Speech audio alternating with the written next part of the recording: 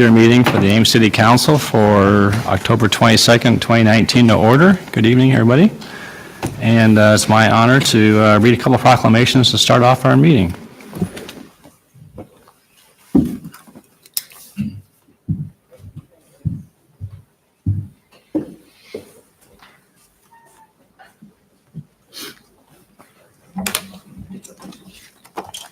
Would you like it to be back around Back here, sure. Okay.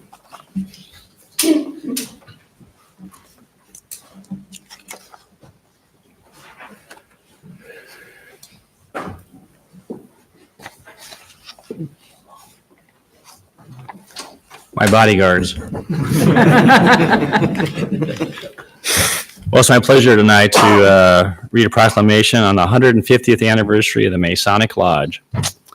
Whereas on November 2nd, 2019, Arcadia Lodge number 249 will celebrate its 150th anniversary of its founding. And whereas Arcadia Lodge has faithfully and fraternally served the Ames community for these 150 years. And whereas most of Arcadia Lodge's members reside in the community of Ames and participate in its daily activities and its seasonal festivals. And whereas Arcadia Lodge annually awards a scholarship to an Ames public school graduate and honors an Ames public school teacher as Teacher of the Year.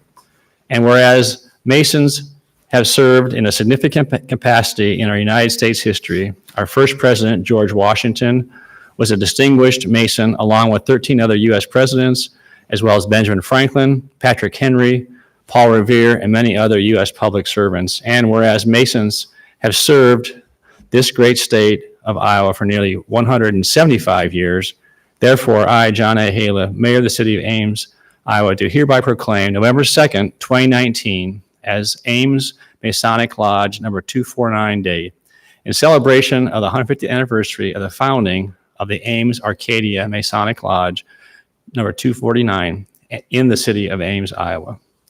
And see, Bill, you're going to introduce everybody here, and congratulations. Thank you. All right. So we have, use the mic. Okay. Around and behind me here, if I get them all right, we have Justin Dodge, and then we have John Joyner, who happens to be head of a significant division of this city, as I hope you all know, Public Works, and that's what got us in the building tonight. Fred Johnson, Walt Stidwell, James Musel, our current master of the lodge, Justin Grodnitsky, and then our master in a couple of years, Jason Ockenpaw. And we invite you all on 10 o'clock on Saturday morning, November 2nd. We'll be having a rededication of the lodge and a lot of formal stuff. So if you'd like to come out and see or learn a little bit about the ancient, free, and accepted Masons, that would be a good time to do that. We're the oldest fraternity in the world. Most would say started around the 1700s in England.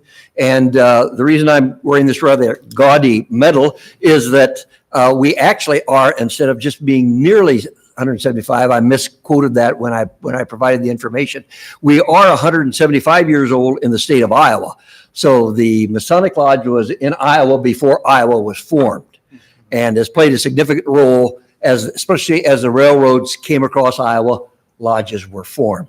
And we are a fraternity to serve people, to develop brotherhood and develop good character among men.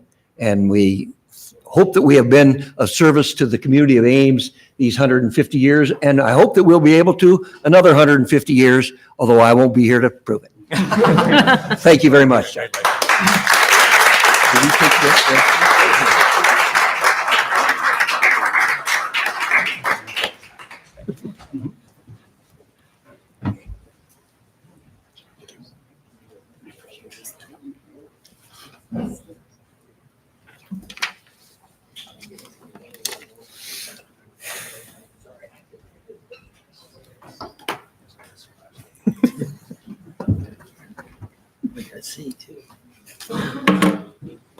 I was guessing last time in a couple of words, so I better get my glasses. So, all right.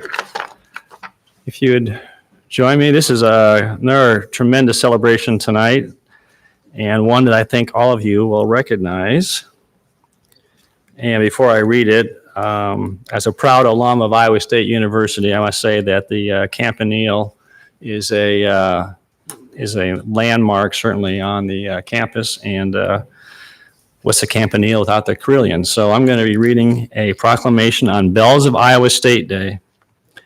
Whereas on October 27, 2019, the Bells of Iowa State Historic Concert will be held to honor music that has entertained the residents of Ames for decades.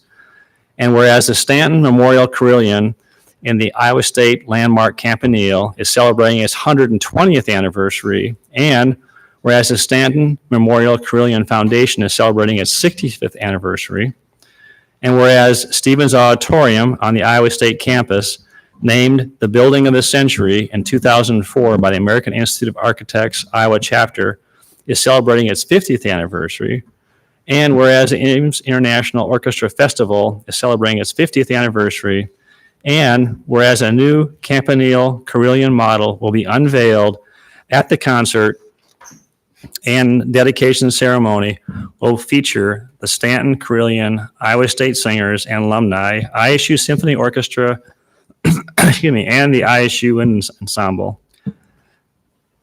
Therefore, I, John A. Haley, Mayor of the City of Ames, Iowa, do hereby proclaim Sunday, October 27, 2019, as Bells of Iowa State Day in Ames, Iowa.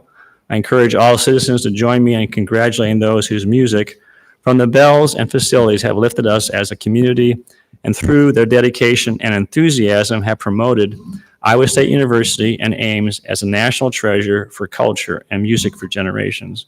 And I think it got left off, but you're celebrating your 25th year, is that correct, at being the carillioner as well, too? So if you want, I'll have this edited and changed if you like, but anyway. So I believe that Bob Lindemeyer Right. is going to be offering some comments as the, past president of the Stanton Memorial Carillon Foundation. So, Right. Congratulations, Bob. Thank you, Mayor. Here's a little tribute to you. The Bells of Iowa Oh, State outstanding. CD with Tinchy Tam. Well, thank you very much. Appreciate that. Okay. Please introduce people. Okay, well, I'm not sure I can name everybody here, but Tinchy Tam obviously is our carillioner for 25 years. She's been my colleague throughout the entire time that I was president of the foundation. This is Jonathan Wickert. He's the provost at Iowa State.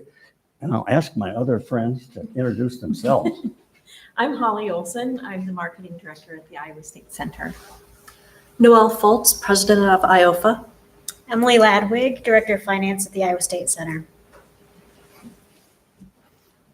Very good. I just want to tell everybody about, again, what he's proposed is that you all come out Sunday afternoon, 3 o'clock, CY Stevens Auditorium for this wonderful gala concert. It's going to celebrate a whole lot of music and a speech by me doing the history of the bells.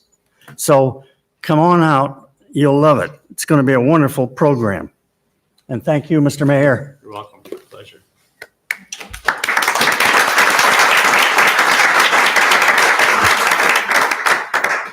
And as a point of trivia, our it's Dr.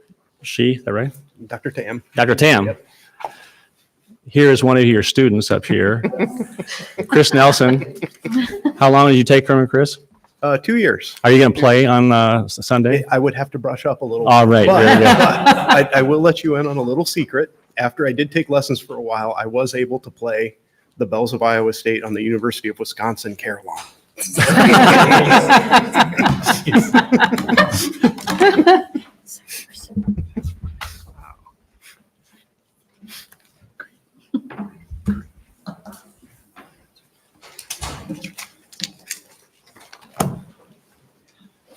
Thanks for coming. Thank you.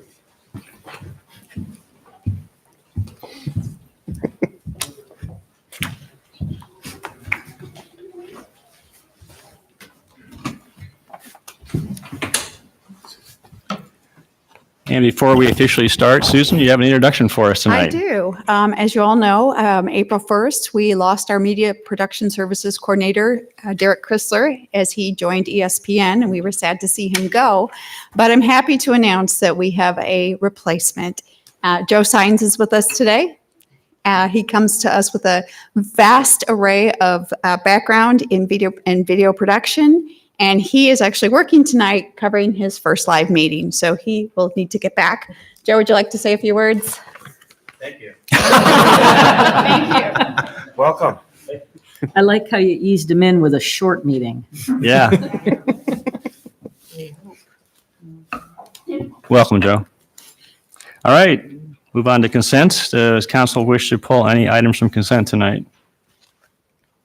Hearing none, entertain a motion to approve. Move consent? Second. All right, roll call, please. Aye. Aye. Aye. Aye. Aye. Aye. Thank you. All right, we'll open up public forum. This is a time that we set aside for comments from the public on topics of city business. Is there anyone that'd like to address council tonight?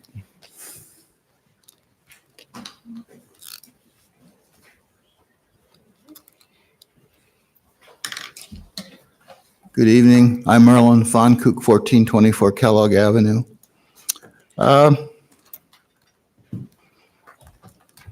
With the budget about to start next Monday, I think it's Monday, with the town hall meeting, I decided I wanted to give some early input on the budget. I really think the council needs to get out ahead of trying to develop some plans for decent aquatic facilities here. I don't know what's happened after the last vote, but I think you need to get aggressive. I started looking at and secondly, I guess I want to say, I think that the council and city manager and mayor have fallen into a pattern over the last decade, and that's been to easily approve business and commercial, industrial subsidies in some fashion or the other. And I think that's gotten out of hand. And I started looking at who the funders for the Healthy Life Center were going to be. Well, Heartland, which is probably a medium-sized nonprofit, was going to put in $3.5 million. Mary Greeley Medical Center was going to put in $7 million. Story County was going to put in $2 million. Private donations, $5.5 million. And then the city of Ames, and it says in parentheses, it says bequest and available funds, $2 million. And I got to thinking, why was the city so low on that? You know, we hear all the time that growth, we want to grow our tax base so we have money for amenities. But it seems to me that we're giving so much money away trying to grow that there's no money left for amenities. And why is that? Why is it that what the citizens might want gets shorter shrift than what the commercial interests want? And I think you've gone overboard on that. 2016, you approved the East Industrial Area. I don't know what it's going to end up costing, but obviously more than $5.3 million that you budgeted at that time. All that's going to be paid for theoretically out of sewer utility funds. You know, so the citizens are paying for that, or whoever uses the sewer utility. In Barilla, in 2017, Barilla got a $6 million incentive package, $3 million in TIF, and that was about $2 million more than they would have gotten under our normal tax abatement. This year, you gave a $2.23 million TIF to Elwell Reuter to put the sanitary sewer under 13th Street in connection with possible fleet farm development. You had an abrogated developers agreement which said that would be paid for by the developer. It ran with the land or something. And now we have on the agenda tonight, you have a research park that you're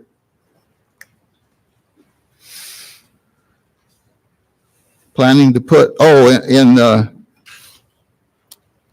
Barilla case, as with the research park, first you have to establish urban renewal areas. Well, that's kind of bastardizing what the concept of urban renewal really meant. And I know the state legislature, since they put in that you can do things for economic development, it's kind of created a big gap for you to run through. But why don't you consider aquatic facilities economic development? And I hope the AEDC steps forward and helps with this. You know, you gave them a really big gift when you approved that East Industrial area. Where's the big gift for this citizenry? If you can only really put $2 million into aquatics facility after all the growth we've had the last 10 years, something is wrong with this picture. Thank you. Oh, and also the mayor mentioned last time that there might be TIF on our new entertainment district. Well, maybe that's where the aquatic facilities should go. I don't know. And again, you're going to have to establish I don't know how that's going to be done, because it seems like you'd have to establish an urban renewal area. And is Iowa State going to let you do that on their land? Anyway, I think you've fallen into a pattern of more or less approving these incentives without really looking at the big picture and what it's doing to our overall financial situation. And I think that's a mistake, because the citizenry continues to get the short shrift. As far as I can remember, we had to pay full weight on freight on the library expansion. And we had a major school expansion here. So why do you always want to take things for the public, make them pay out of their property taxes? Thank you. Okay, thank you. Anybody else? All right, seeing none, we'll close public forum. Moving on to item 24, staff report regarding incentives to convert rental units back to owner-occupied housing. Kelly?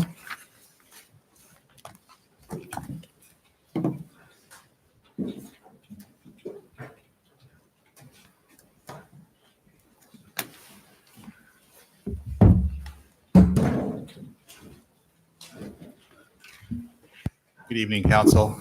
Tonight we provided you with a staff report in response to a referral request that the Council had made over the last few years. A couple times this issue had come up, but most recently during the conversation with the rental concentration cap, there was discussion about other tools available to help address rental housing over concentration and housing needs across the community.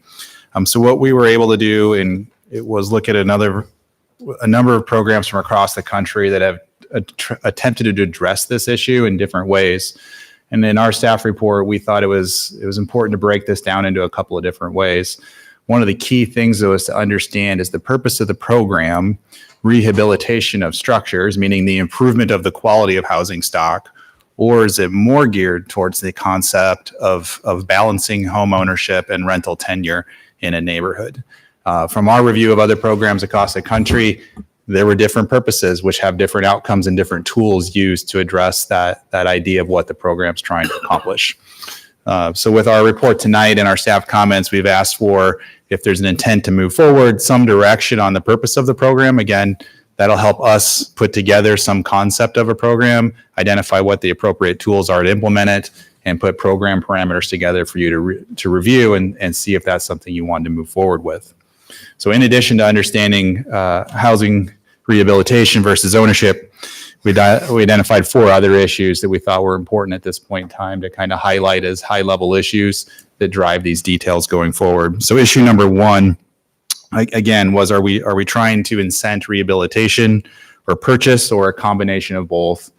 Some of the programs allowed for both. Some focused on first-time homebuyer grants versus rehabilitation grants. Some allowed current property owners to receive the grant and then have to sell. Others were for the buyer to receive that benefit. We did highlight in option 1, we did highlight, again, with each one of these, some of the examples in the memo that was attached from different cities that did this. We also highlighted that Iowa City has kind of a unique program where they are the purchaser and the rehab entity as well, and then resell, where they're taking a pretty aggressive posture as the city going out and purchasing properties with city funds to do that. Option 2 is really, how is the incentive given to the recipient? We typically look at either grants or loans. There's also a version called a forgivable loan, which is essentially a grant. There's just a period of time that has to elapse before the value of that loan is no longer required to be repaid. And we have experience with this as the city through a number of Vanessa's previous programs on whether they're grants or they're forgivable loans. We use forgivable loans for our incentives. But there's trade-offs for those. Sometimes the grants are upfront, maybe spurring action because they have the money up front, versus a deferred loan means you're just not repaying us for a while.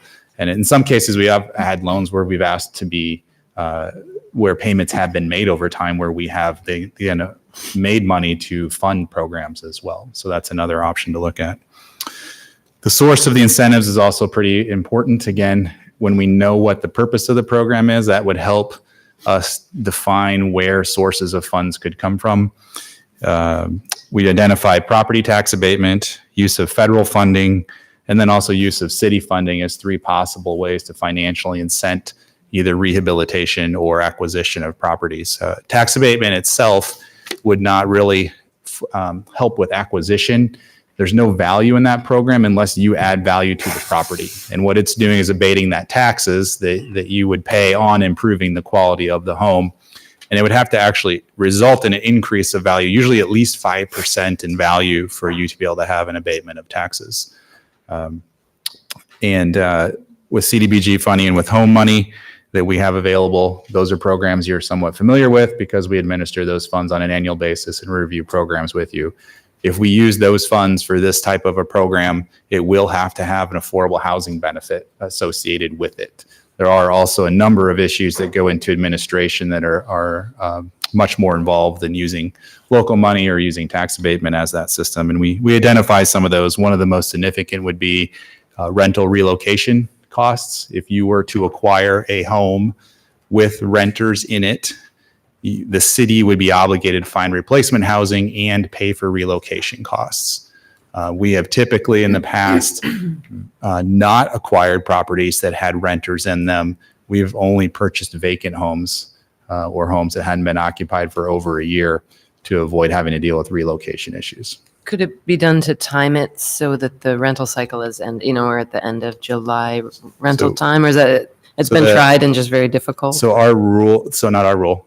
HUD's rule is it has to have been vacant for at least 12 months to be considered a vacant house. Oh, I see. So just timing the ending of the lease with August 1st as the acquisition date would not relieve you from potentially having relocation costs. Is that true, whether it was a rental or an owner-occupied house? Just a rental. Just a rental. If it were, okay, previously a rental, then you have to wait 12 months. Thanks. Yeah. And we're still waiting on more clarification, but the HUD's view of it is the timing of when you offer it, and if it's still being occupied, then you're displacing them regardless of whether or not they're renewing or not. I see. Sure. Okay. So again, the source of that financial incentive will be very important in how you want to approach a program and what you can accomplish with it. The third option is to look at city funding. The city's current affordable housing fund doesn't have a source that replenishes it each year, so we wouldn't look at that as an ongoing program that you have money that would fund such a program at this time. So if you were to look at city funding for this, you'd have to identify a local funding source. And if that's the case, then we'd have to look at that and report back to you on how we think that would be the most sustainable approach for the program. Again, household eligibility was a topic 4. This comes back to, again, what are we trying to accomplish in the program? Is it targeted towards low and moderate income housing? Is it targeted to moderate income housing, or is it just whoever's going to rehab the structure and improve the quality? We aren't concerned about the household income levels. So again, that's going to come back to who are we trying to help and what are we trying to accomplish? Again, we think overall there's a lot of different factors that are going to come into play here. Looking at some of the areas that we've seen discussed in the rental concentration conversation, which would be south of campus, west of campus, and kind of east of campus is where we spent most of our conversations. We almost 2 years ago, we looked at other areas for you to kind of gauge whether they were over that 20-25% concentration level. Not all of those areas made it into the former cap. But kind of looking around at those areas, and those were the ones that were in our mind as we were looking at this. You're looking at homes that are probably typically between $200,000 and $300,000 in price on the market if you're looking at recently sold homes. So to give you a sense of a 2 or 3 bedroom house might sell for $225,000. It might sell for $300,000 house just as one home.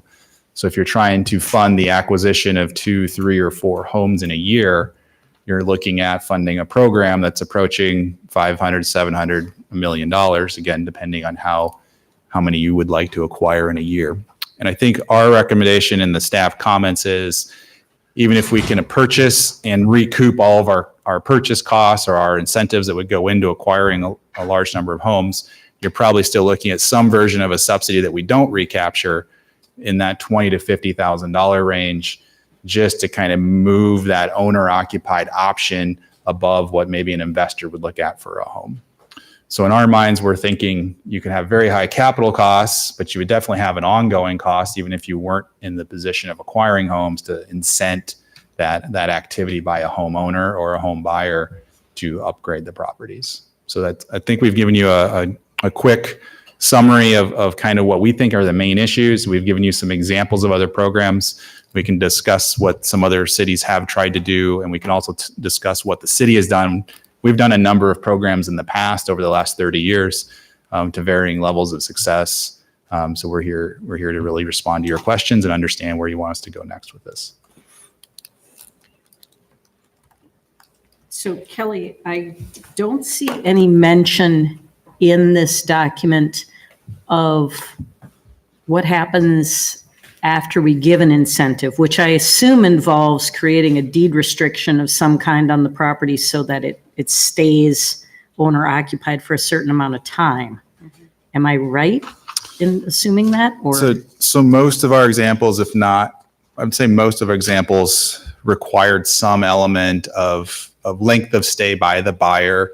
If it was an affordable project, they definitely had more of an expectation of again, it's always tied to the value of the incentive. If it's $3,000, how long do you have to stay? If it's $80,000, the expectation is obviously much greater. So in each of the example programs and from our past history, we have had requirements that someone either lives in the home that was the original purchaser or the beneficiary, or that they would transfer that to someone else. That's usually in the affordable housing side of it.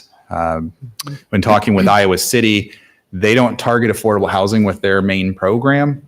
They're looking at really just getting an owner-occupied house established in specific neighborhoods. And what they really are focused on is the home stays owner-occupied for at least 21 years. So it's not targeted to affordability. They want the initial purchaser to stay there, but the few that have left, they've been fine allowing for that to change hands because they have a deed restriction about it being owner-occupied for a longer period of time. So again, it's going to depend what the purpose of the program is, what's the dollar value, how far do you go in trying to ensure value for the long term. So where do we start, going through each of the issues, do you think? Or Well, I think the first thing to do is determine, is there an interest to explore this kind of a program? And if it is, then we can start going through the issues. If there's not really interest in pursuing after the program, then And what our goals are. Yeah. whether it's Exactly. Affordable rentals or exactly. targeting Yep. particular neighborhoods. So is council interested in, I don't need a motion. Is there an indication that you're interested in looking at this kind of a program? If so, then I think let's go through the issues one by one. sure. Is there interest? Yeah. Yes. I'm interested in talking at least about the goals Okay. that we might share or not. All right. And then in terms of the goals of the program, I mean, we just start, I guess.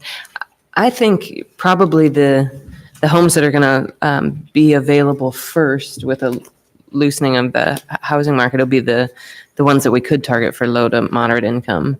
And it would allow us to use some of the federal dollars in that way.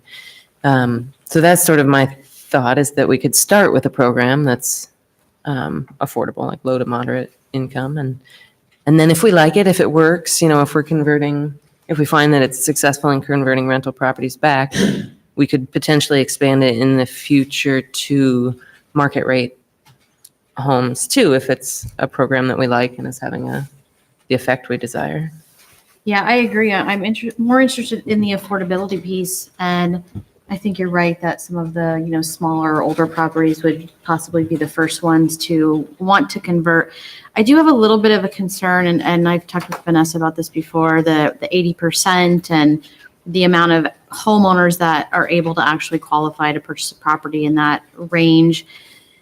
I presume we would have the option, if we were using a different source of funding, to still target affordable properties, but maybe make our income guidelines different. So 120% of the area median income, or, whatever we determine that to be, if we were self-funding. You mean. Correct. Yeah. Yeah. Mm-hmm. And we've done those programs before where we target people at 100% Right. of the area median income. Yeah, that's just, we fund that through Some local another option yeah. or something like that. Okay. I don't disagree about the affordable housing component, because obviously one of the arguments for the rental housing cap was that these neighborhoods that we were considering near campus had a lot of our affordable housing stock that could be returned to the market. But I personally would like to see us add that other component, because the near campus neighborhoods need to have more stability. And one way to do that, and one of the reasons we put this forward, was to help stabilize those neighborhoods, to convert some rentals back into owner occupied. And so to me, this is more of a combination issue rather than just let's start with affordable housing, because I actually think that the conversion of owner occupied to rental right now is more of a threat to those near campus neighborhoods than it would be a benefit in reclaiming a few of those rentals for affordable housing. So I think we can move the needle on stability more than we can move the needle on providing the affordability, because I don't know how many of these smaller affordable homes in the neighborhoods around campus are not being occupied. Yeah, I guess that's what I was thinking, is that our goal would be affordability, but in targeted neighborhoods that we selected, not necessarily a citywide program. No, and I agree with that. But when I look at the houses right now that are being converted to rentals, they're actually some of the higher price. Well, that's homes in why the I was neighborhood, saying, so. do we have other options with regards to, when I talk about affordability, I don't just limit it to that, LMI category. Other input on the goals? I basically agree with this approach. I mean, I love the idea that there might be a number of smaller homes that might not be technically affordable under certain guidelines, but are still important at an important end of the market in the town. And that if we can institute a program that would somehow allow some of those properties to convert back to owner occupied, then we'd have a chance to see how much interest there is in this sort of thing generally, how effective it is, and maybe we would decide that we need to expand it. But I'm wondering, is there something easier to access right now that we could begin with? And I don't know, I don't have the data. What do you mean by easier to access? Well, that was kind of my point about, if we started with the affordable low to moderate, you could use federal funds and you could use community, you could self-fund. And Yeah, so that seems easier to me, but. That's one of the components. Also, by easier to access, I imagine, again, without data, but I imagine that some of the smaller homes are easier to go between rental occupants and owner occupied, simply because if you only have 2 bedrooms, then you're not really slicing up the home that much in order to, people can just decide to rent it and get along in a household of that size. Maybe a larger house that's, multi-story and such, it's just harder. So I have a question. I want to take just a little step back. Should it matter to us that we are in a context now where rent affordability is decreasing dramatically? And so the reason why we had all of these conversions from owner occupied to rentals because we added 10,000 students in a very short amount of time, and there was nowhere else for the students to go. So with enrollments holding their own or declining slightly, and the market has responded finally with the addition of more multifamily units. The challenge here, we don't have data with respect to the vacancy rates in some of these larger units. And this is anecdotal, but I'm hearing between 10 and 20% and some even higher. So what that's going to do eventually is going to put downward pressure on the incentives to do these conversions. And in fact, I would suggest that we may have some economic incentives if people can't rent that single family house and then they can't make their mortgage payment, they're going to be incentivized to convert that back to an owner occupied. And so the numbers are, Peter sent us these numbers. I don't know if you can throw those up on the screen, but the numbers that we're seeing, it's a precipitous decline. And I was shocked by how this is falling. I don't have any numbers, so. Okay, I thought I mentioned that you'd have those, but anyway, the rent affordability is dropping dramatically. And so I want to caution us as we think about this, that some consideration of the economic context we're in. And the second component I'm a little bit curious about is how we're going to allocate this program. So if I'm sitting on a property that's been a rental and I'm having trouble renting it, which I think there are going to be a number of these, how are we going to allocate? How are we going to decide who gets those opportunities? So I think there's a number of sort of big picture philosophical as well as pragmatic of how we allocate this. Well, you'd have an application process, just like we do with any other city program that we administer. I mean, we'd set aside a pool of money and people would apply for it and they'd be evaluated and awarded. And I guess on that front, I guess I see more of some of these units haven't necessarily been as well maintained. Right. And so as they turn over, they're going to need some work to it. So that this provides that to be able for people to do. So I think there's still probably an incentive level, even if the market is adjusting well, and I think differently. It's a good question about the market. And I got Peter's email too. And my take from his, and with the way I see it as well, is that it's the best time to offer incentive to convert, because what will happen if we don't is that those houses would just, they'd lower their rents because they're really, at this point, a lot of those smaller houses, they're paid off, right? So they don't need to be making a lot, right? So they just keep bringing their rents down, but there's no real incentive for them to sell back unless we introduce a program. But it's the perfect time to introduce a program because the pressure has alleviated slightly. So that's the way I took Peter's comments and the way I see it myself, is that it's that it's a good time to offer incentives because the market has released some of that pressure. But if you don't, again, those lower price value houses are just going to keep lowering their rents. They won't convert back. So I don't know how to think about that, Bronwyn. Again, this is anecdotal. I don't want to overstate my knowledge of this. Sure. I think we have seen a slowing, and maybe Kelly, you could speak to this. We would have data as far as applications for letters of occupancy. We would. I don't Letters of have that compliance, rather. tonight, so I couldn't tell you tonight if there's been exact same number of single-family letter of compliance requests in the last 12 months as 2 years ago. We could do that. I did not prepare for that tonight. And yeah. So one of the other things on that front, you do have the less expensive properties that some of these programs are going to warrant spending some money on.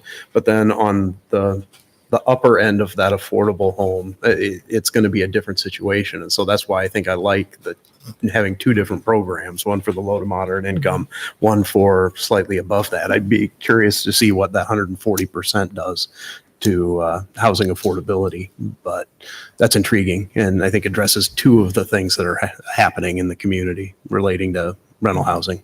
Okay. I should also let the council know that we have launched our 2019 rental housing survey. We just had a meeting with property owners about 2 weeks ago, and we'll be doing an online survey and a paper survey. that will start October 28th. And so we haven't done that survey since 15-16. So that's part of our consolidated plan that we're now launching that. And so that would also at some point give you some data for consideration. And over the years, you've seen what we've done with properties that were vacant and were single rentals. Some of them great condition, some of them, were not, that we end up having to either rehab or tear down to convert back into homeownership. And we've done that for a number of years, even our rehab program. And a rental rehab program is also an incentive, an opportunity to consider as well.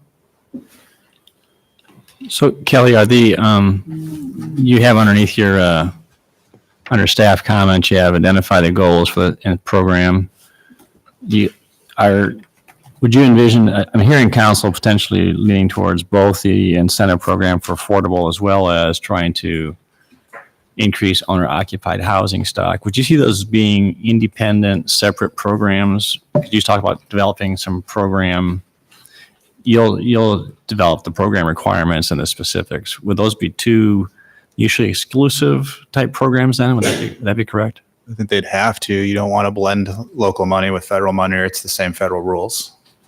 So you would, if you want to operate a program that's not going to be geared towards affordable housing, you should not blend it with the federal funds. So one question that would be is that if you have providing affordable housing opportunities, that could be potentially citywide. And then if council's looking at increasing owner-occupied housing stock, that could be limited to certain neighborhoods for sake of discussion. Is that an option as well too? Yeah, I think the geography of any programs on the table. I mean, that's one of the things we would like to understand is, is it really about near campus neighborhoods or something else? But I do feel like, I think that's a good question about where we would focus it. It seems like it's expensive, so we're not going to be able to do a whole lot of homes in any given year, right? It's going to be just a handful, several. And so if we really want to start to turn the needle on owner-occupied status in those near campus neighborhoods, I don't know, maybe it would still be somewhere we'd want to focus the affordable program as well, because you can only do a few a year. And then once we've maybe turned the needle there, we could look elsewhere. Yeah, it makes sense on a pilot program, especially to focus it. Yeah. And just a reminder, we did create the neighborhood revitalization area. That's in Census Tract 2 in West Ames. That's part of our 321 state development. So that neighborhood, as far as HUD's concerned, has already been a targeted neighborhood to do various types of housing, economic development, and so forth. Well, presumably, as we developed the guidelines for the program, we could be saying that we give priority to homes in these neighborhoods, but with the affordable component, it could be citywide, but we Maybe prioritize if no the- applications, like if no applications come in from the targeted area, you'd accept Yeah, other applications or something like that, perhaps, for the affordable component. Or I think when we were, obviously we don't really know what was all going to get discussed tonight. I think our impression was if you were using city funds to go to 140% of AMI, I have a hard time understanding what that accomplishes in a city of 67,000 people if it could be anywhere in the city. You won't be able to measure. no, that the affordability affordable one. The market rate one would definitely be targeted. So I would say that to be able to measure a result from that, it should always be limited to somewhere, not just first come, and if there's something that doesn't happen, then say it could go to other parts of the city. I understand on the affordable side, it's a different goal and it has a broader geography, but I just wanted to touch base that if it was the larger or the greater value, that it would be limited to certain places only. Yeah, the market rate, I was thinking for sure limited. Only for the affordable piece was I thinking maybe we could accept applications outside the If target there area. weren't any, But even that, I mean, I'm fine with just saying the target area too.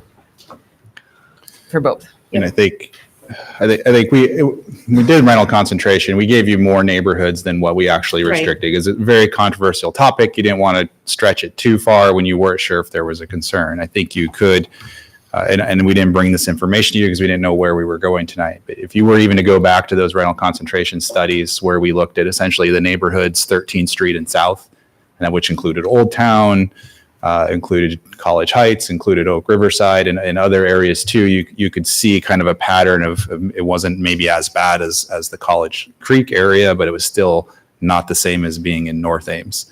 So maybe the program isn't just near campus neighborhoods, but because I think there were other areas that you could see as suitable areas for affordable housing goals. You could come up with those though, right? If we told Well, that's what we would want to come back to you. But if you're very, very sure you want to use the near campus neighborhood definition, think I don't that's want a- to spend time A on the rest of given, it. Yeah, and then if The there's- question I think is, do you want to do any others? more than that and look at some of those other census tracts where we had Yeah, we'd take higher than average take percentages? on that for I think sure. that's fine.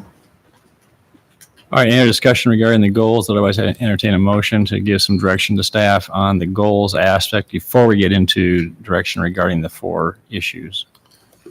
So if I can recap that, the thought was a conversion of rental housing to ownership housing is the goal at both an affordable level and just as making a change in the balance of housing in specific defined areas is the kind of the consensus of comments I heard. Yes. Is that Yes. a Mhm. recap? Yep. Okay, I see a lot of head nodding. Good. Do you want that in a motion? I think Yeah. Let's go ahead and do it. Yep. I would move that we explore 2 programs, one targeted at affordable housing and one just with the goal of both being to convert rental housing back into owner occupied In targeted areas. in targeted areas. If you want to give us direction on your campus area. They can come back with the areas. Is there a second? Second. Discussion? Hearing none. Those in favor say aye. Aye. Opposed or abstaining? Motion carried. Okay, now we got the goals established. Let's go through the issues then. Just follow the order the staff gave us. Purchase, right? That's what we're talking about? No. It feels like on issue Or- number 1. No, you could. Or rehab. The private sector, the private. Yeah. Purchase it, we would help with the purchase on the rehabilitation I see. versus in Iowa City, they purchase it. So who purchases the issue, right? It's who we provide the Well, incentive for. do you provide the incentive to acquire the home or do you provide the incentive to rehabilitate the home after purchase? Yeah. That's the Who question. purchases it too is the separate. Right.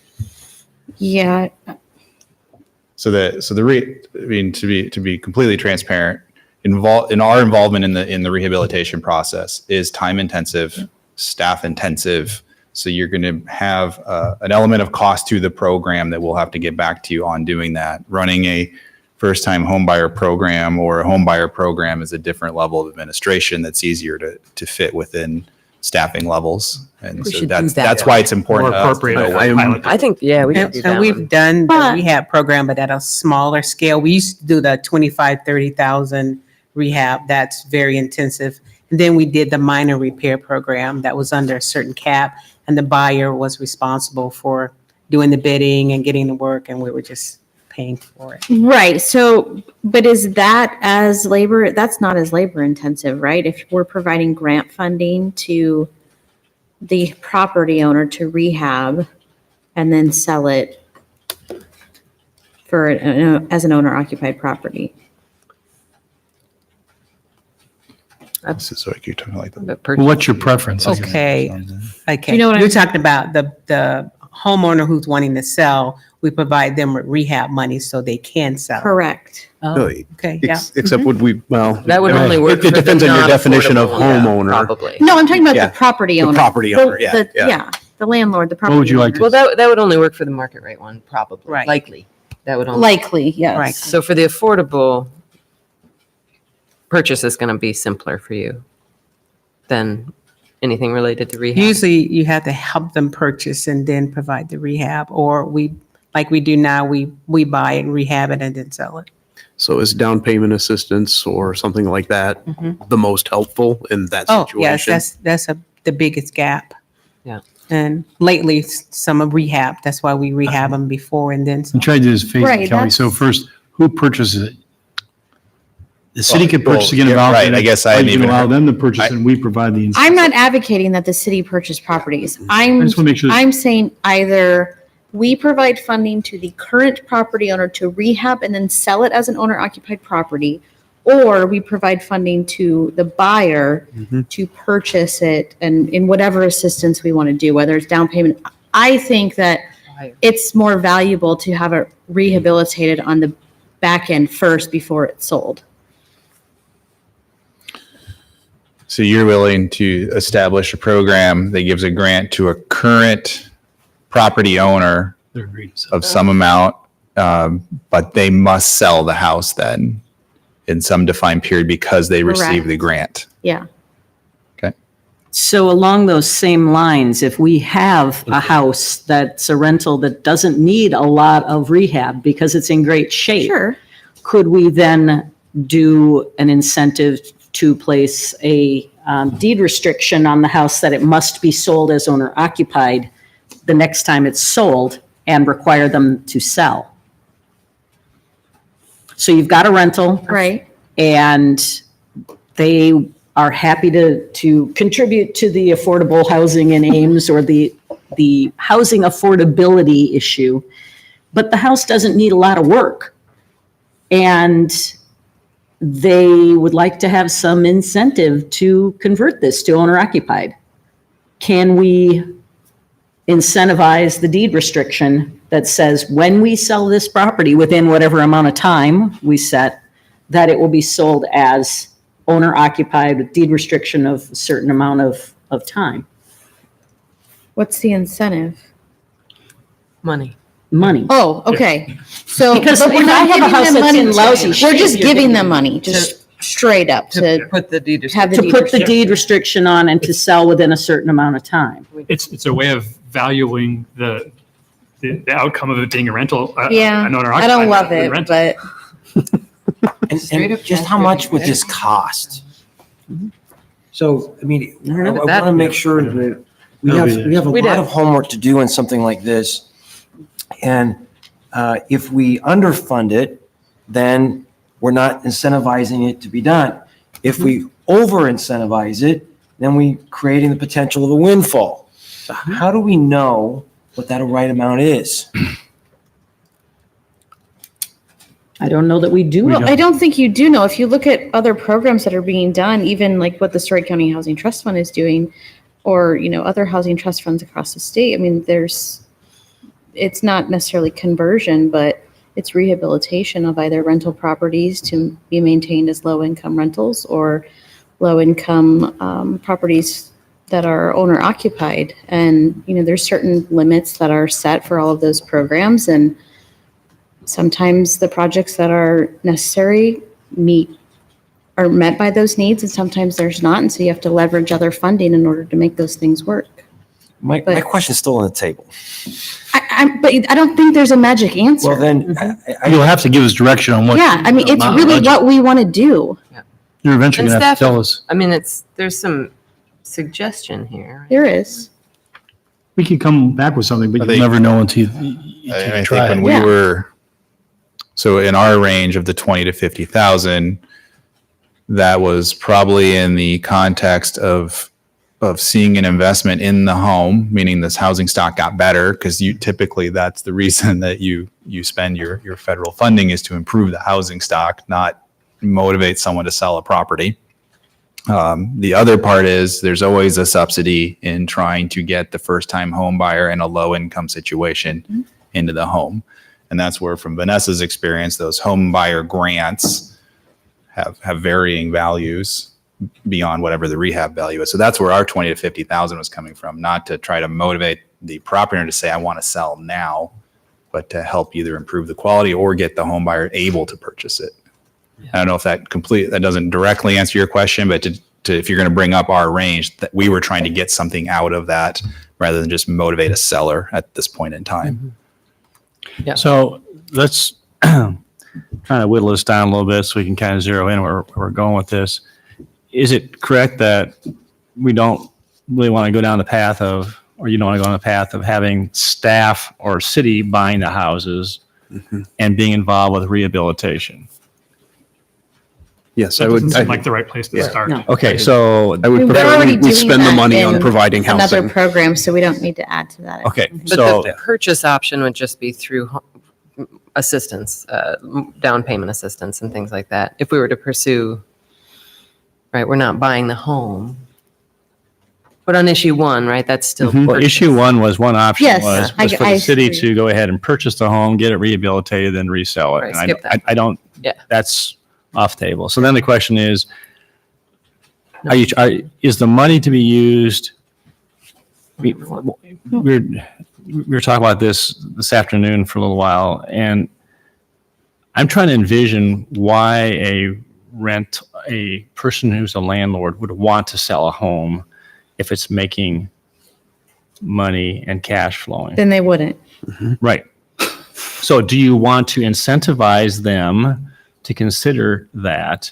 Is that how strong of a feeling you have towards wanting to work towards conversion? And I don't know what that number might be, but in other words, is it the equivalent of 3 years or 5 years worth of cash flow off of a house? So I could envision one instance where it might become attractive, and that has to do with the short-term rental situation. If you have purchased a home and you're running it as a vacation rental, and you want to get out of that business, you might want to sell that house because you don't want to deal with it anymore. And it's probably in pretty good shape, because what we've been hearing is people keep their vacation rentals in excellent condition. So in those situations, we might be able to incentivize somebody to sell this as an owner-occupied property. So, And you might also, because the market is lessening, because it, as it is now, those houses are less able to cash flow than they once were, right? So you would have a situation where you have someone who owns a property where they used to be able to charge a little more in rent because there were fewer places to rent. Now they have to charge less, and so that might be tempting for them to sell because it is a work to maintain a rental property. You got to make repairs, and it's a high intensity of use, as we hear. So you got to make a lot of repairs sometimes. So I do think that just assisting buyers you'd still match up with some property owners. I think that might sell. yeah, I'm just trying to tease out what are we trying to accomplish, and that is, it's more or less, are you trying to really dangle a big enough carrot in front of somebody, they say, I'll go ahead and grab that so we can convert it? Or is it more or less just providing adequate money to go ahead and make improvements to the home so it can be sold, and that's it? So the rehabilitation part is good. Yeah, making improvements to Yep. the home so it can be sold, but also The providing the home assistance. buyer assistance to the home buyer, not the seller necessarily. Yeah. I don't. So it's two different things then. Yeah. That's where I'm going, yeah. Yeah. So. Yeah. We'll have to ask ourselves, it's not just, the goal is not to upgrade the housing stock, is it? It's to also make sure they become owner occupied. Yes. So we have to be careful. If you give money to the seller and a promise that if they upgrade it, they will sell it, and for some reason they don't, it's tough to claw back then because the improvement's already made. Yeah. We can force them to pay us money back, Or but actually the improvement has already been on the housing stock and will continue as a rental unit. Or you don't pay them any money until it's actually sold and the deed is actually filed and it's got a 30 year. So we have to think about how we do that. That would be a So staff. they would have to put up front the rehab money and we would reimburse them. I think that's why it's a lot easier just to give it to the buyer. Yeah. Maybe, but I don't know if there'll be incentive. Then yeah. Yeah, We're gonna have to talk about it. Well, I think that one's kind of interesting to me because there are some people that are going to want to make those decisions when they rehab something too. So you've got, Yes. do you want to fix it up or do you want to Right. make the decisions on what you rehab? What you or how, rehab. Yeah, how exactly. you That's spend what I those thought. dollars? Yeah, new carpeting. so. I'm trying to help us keep at a higher level versus getting into the weeds and letting staff kind of come back with some of them. So what I'm hearing you say is that no, we're not looking at trying to super incentivize someone from above market rates, more or less making those providing funds to a landlord to make improvements so it could be sold as a single family owner occupied unit is one desire. Is that correct? I would say yes, but I'm just trying to tease this out so we can give staff some, so you can give staff some direction where what you're looking for. And option 2 would be home purchaser, home buyer assistance of some sort, and then they can start working with that under issue 1. Is that accurate? Yes. that's where I I'm just was trying to summarize what I've but- heard so far. Well, so where does then that person who doesn't need to make upgrades come in? And actually, we have some data on that kind of problem because we sat through all of those arguments about how much more a house is worth if you can sell it as a rental as opposed to owner occupied. So we'd have numbers that you could attach. I can't remember offhand what those numbers were, whether it was $10,000 more that you could sell it as a rental or what it was. So In theory, that gap is diminishing, though. Yeah. Like, I that's just- the whole I just point. don't about- know that I don't know that's true. I feel like you cannot know that right now because apartment rents may have dropped, whether the asking rent for the variety of single-family homes. I know you can feel the market is softer. You'll see homes for sale, or not for sale, for rent longer. Obviously, we've all seen that in the last year. I just don't know that you can just assume that everybody's hurting after 1 year, especially if you've owned the property for a long time. That $100 Paid off. change in rent Yeah. is not really important if you bought the house for $50,000 20 years ago. So that's going to be the tougher one, those long-term rental properties. And to assume that anybody's hurting because the market softened in a year, I don't see a fire sale of single-family homes coming on the market. Right. So Well, I think those programs that we looked at, the data from them suggests that nobody has that fire sale experience because the number of homes that we're seeing listed are maybe between 2 and 8 a year, which does not sound like. Yeah, I mean, Lots plus of the homes. programs aren't funded to deal with dozens of homes being assisted by the Right. city. Yeah. But So- you're right. I guess we didn't see anything where, oh yeah, we're seeing dozens of homes for sale. And Yeah. So if I could summarize, I think there's consensus that we not get involved in the acquisition of the city of the homes. Then it seems to me it's a two-pronged approach. This is going to be complex. We got to come back with something that allows to provide incentives to the buyer in some cases, for the buyer, either a down payment or if they choose to do the rehab themselves, but also give the flexibility to provide, not both, but the other option would be to provide incentives to the seller for rehab with kind of requirements and maybe a direct incentive if there's no rehab involved. That would be to the buyer. So each case, we'd have to talk to a buyer and seller. I don't know. So that would be pronged with the affordable versus the market rate. Mm-hmm. So the affordable would be the down payment assistance and to the buyer. And the market rate would be Well, if you're going to deal with to the seller. if you're going to deal with the seller, you give the direct incentive, right? The direct incentive to the buyer, even for the market rate homes, aren't you going to, you may need to give it a down payment assistance. It won't come out, Even it for won't the come out of market rate. CDBG. I see what you mean. Right. I see. Yeah. Yep. But I'm thinking you're incentivizing. That's true.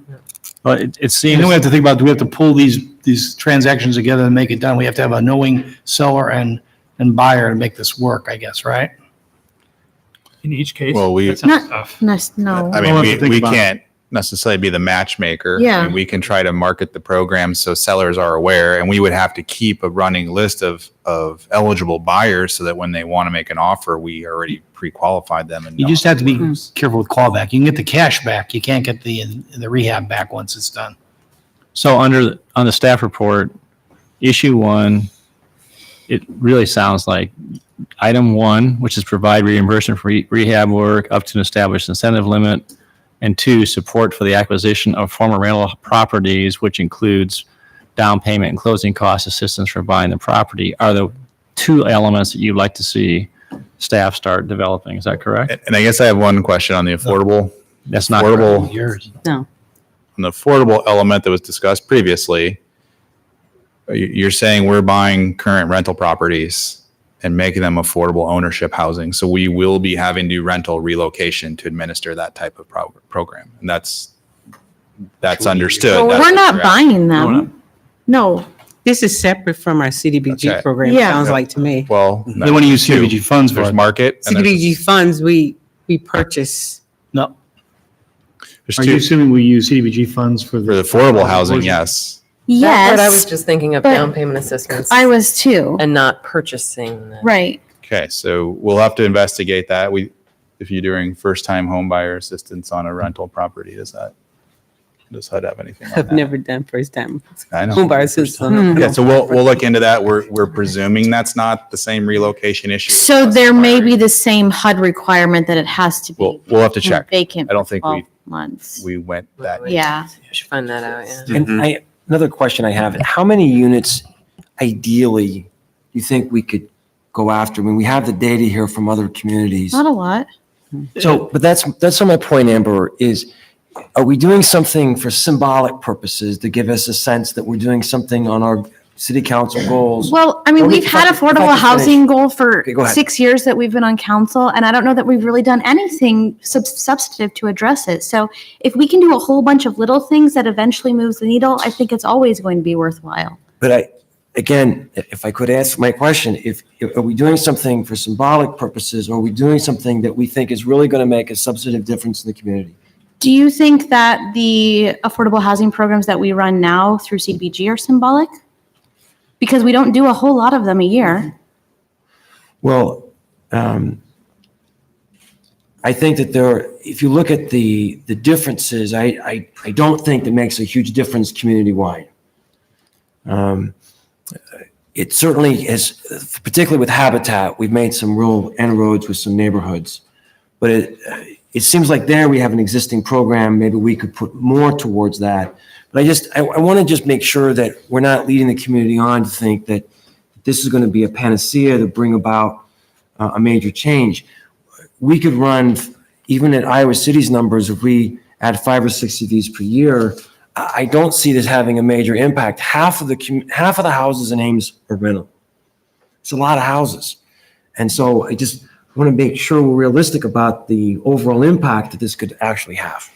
So single-family homes, the citywide average is under 20% as rental properties. When you factor in apartment units, that's when you get to the 50%. Okay, but it's still a large number of single-family houses that are rentals. Yep, and there will be We're always going to, right, Absolutely. yeah. Okay. And I'm going to sit here and say, as you're planning and housing director, your goal should not be to get rid of single-family rental housing in the Not community. at all.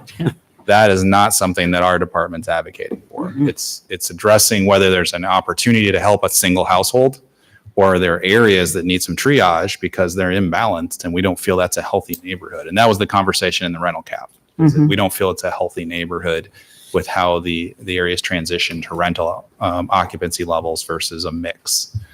So I think that's where we're coming from as a department talking about the issue. All right, so could someone, So go ahead. just the only thing what you brought up was right, except for it doesn't speak to Gloria's situation where there's no down payment assistance maybe needed or rehab. We just have to pay an incentive to incentivize the buyer to sell. Do you want the program to allow for that? I'm not very enthusiastic about that. I think if you have a property that's in good condition and presumably is being operated responsibly as a rental, I'm not sure why we're trying to incentivize that to convert. Because I think, at least in my neighborhood, when we're over my streets, 83% rental. I've got areas in my neighborhood that are 56 to 70% rental. You know, there are pockets where the imbalance is tremendous. And some of the reasons for that are that the homes are being purchased as homes for students at Iowa State, you know, parents purchasing homes, or people buying homes for vacation rental.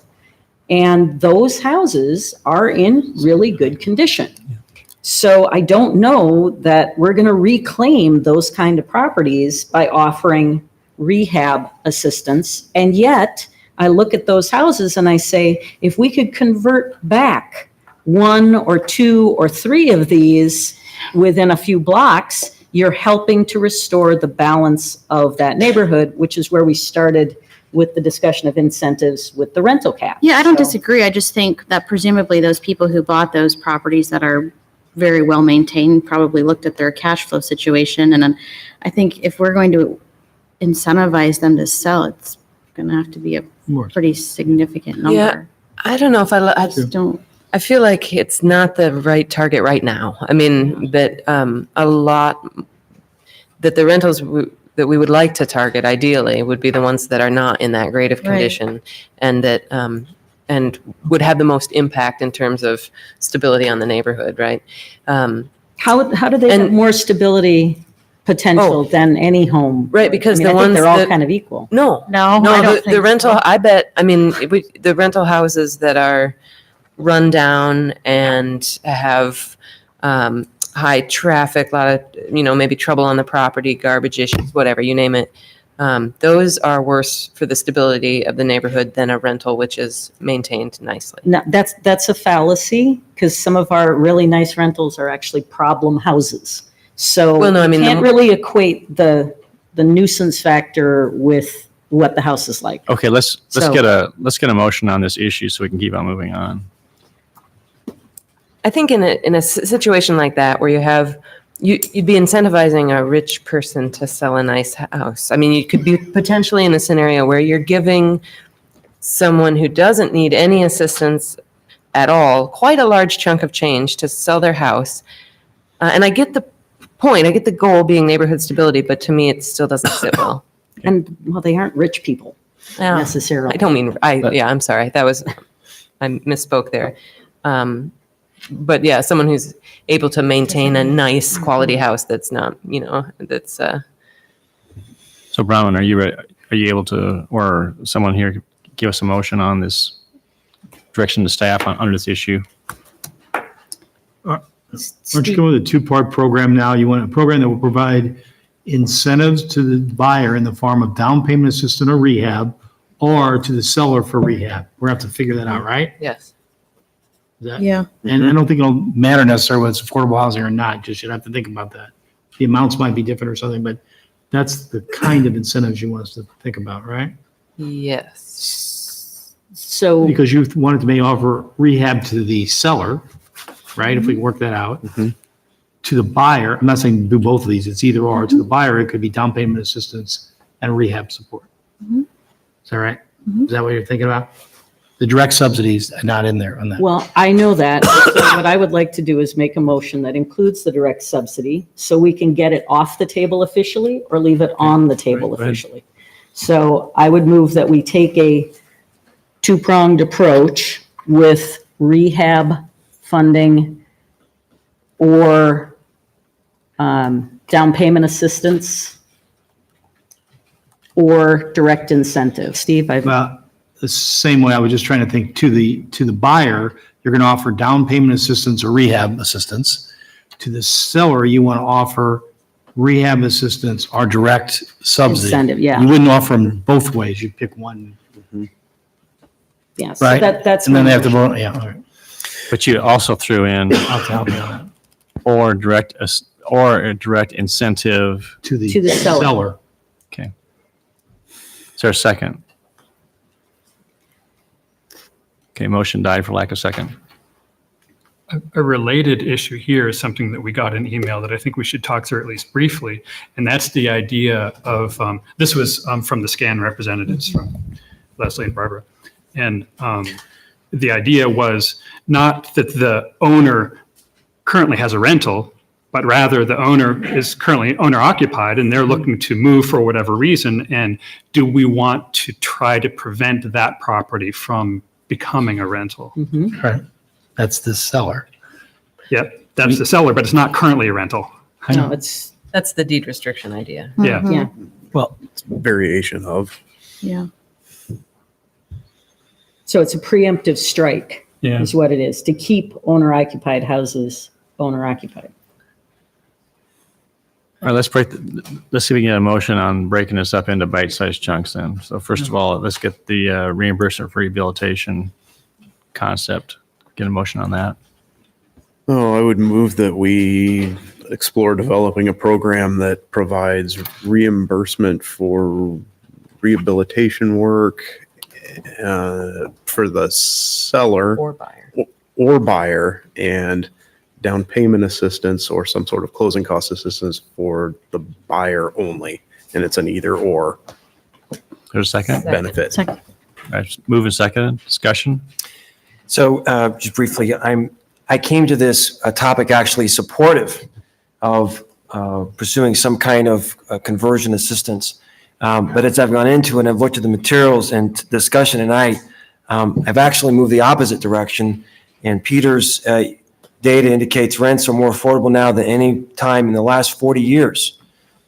So we're in a unique situation right now to see broader market incentives to make these transactions happen. So I'm not going to be supportive tonight. Just so you know, and I know we keep talking about Peter, even though he's not here. He and I were corresponding about his email, and he actually said, you guys are in a very good position to start creating incentives to convert rentals back to owners. His intent of that data was to say, this is the time. And I So- appreciate you could take that approach Bronwyn did earlier, but you could also take the other approach that people who are currently renting, as there's more downward pressure on their ability to rent, they're going to be incentivized to convert anyway. So I sort of made that point. I don't want to repeat it, but I just want to explain the reason for I've actually changed my mind on this. Any other questions or any other discussion on this item, this motion? Those in favor say aye. Aye. Opposed or abstaining? Nay. Motion carried. Is there any other motions regarding this particular issue? Okay, so when we talk about people selling with a deed restriction, I think the only way that I would be in support of it, so that we're not giving just a direct cash payment to people, is if, as an incentive, either to help them sell at the price they want or to sell it quicker, if we gave the buyer property tax abatement or something to help them with the selling process, but that's not just a direct cash payment to a seller. Does That'll be make- under issue 3, is that correct? Oh, did I skip ahead? Well, I mean, we've kind of been talking about Yep, incentives I'm just trying versus to- the whole time, but Yep. to Well, me, that, how about a deed restriction to only use it for owner occupied? that's my point, is that if someone wanted to sell and was willing to put a deed restriction in place, we would offer the buyer tax abatement. But there's no improvement. There's no, yeah. Tax abatement is based on incremental value. You mean the buyer Right. would then pay the seller for that deed restriction? So there had to be a physical improvement to the property, not just an increase in value because the assessment was at one number and the market bought it at another. It actually has to be the result of getting a building permit and something being added to the property. So tax abatement's a little There bit would have tricky to- Okay. just for acquisition. It might be helpful on a rehab side, Yeah. maybe. Yeah. But even then, just because you remodel your kitchen doesn't necessarily mean your home is worth more. It may or may not be. But we do have to worry about sort of, I don't know, self-dealing with people who are selling the home, right? Right. It's a good question. I mean, the deed restriction thing's interesting. I would be curious to know what we're talking about in terms of a dollar range. Like, has this been That done means anywhere? Wait, And if it's And $5,000, that's one thing. If Yes. it's $50,000, that's another. Right. That's if what we I'm could do saying, it I for just don't five, know that it okay. means What anything. you're mixing now? The deed restriction, you talking about tax abatement or deed restriction? Deed restriction. Deed restriction is. You'd like to know what, how much? What? How much is that? What's that worth to someone?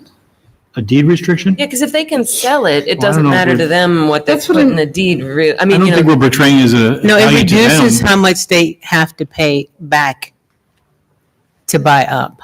Because we can say if you sell within the first 10 years, you have to pay 100% back of the. oh, no. I'm No. not talking about a How about deed the seller restriction in side? terms The of like seller a side. forgivable loan or Okay. something. We're talking Just just straight up. going Yeah. to some property owner who's looking to sell their house and saying, hey, we'll give you some money to add this deed restriction when you go to sell your property. Oh, I And, see. and the deed restriction says that you may not use this as a rental property. Mhm. That's the- Right. Mhm. Yep.